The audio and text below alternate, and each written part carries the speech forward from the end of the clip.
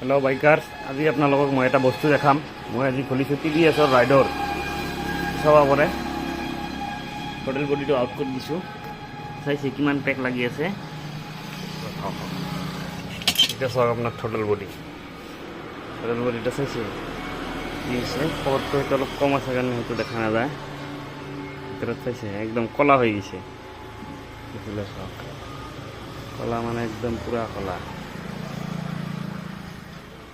এতিয়া খুলি চাফা কৰি দিম।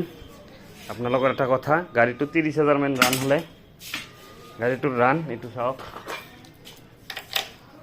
এটা গাড়ী আপোনালোকে হাইছ 30,000 বা 20,000 মূৰে মূৰে ট'টেল বডিটো ক্লিন কৰি দিব। চাওক মাত্ৰ কিমান ৰান হৈছে, 23,000। অৱস্থাটো চেছ। টেংকিৰ ফুইল পাম্পটো খুলি দিম আজি। চাওক এইটো আগত কৰি লওঁ, তাৰপিছত টেংকিটিও খুলি দিম। চাওক আপোনালোকে, গাড়ীটো ষ্টাৰ্টত বহুত ডিষ্টাৰ্ব দি থাকে। গাইজ অলৰেডি চব চিকচিকা কৰি দিলাম। এতিয়া চাব পাৰে লেতেৰা নাই। পহৰটো কমৰ কাৰণে বা সেইটো এনেকৈ লাগি আছে নেকি, নাই। এইটো চাওক পূৰা ক্লিন। এইফালে চাওক পূৰা ক্লিন। চব ধুই দিলোঁ, হৈ যাব। এইবাৰ লগাম আমি গাড়ীত, এইবাৰ গাড়ীত লগাম। কথা নাই, এইবিলাক চব চাফা কৰি দিছোঁ।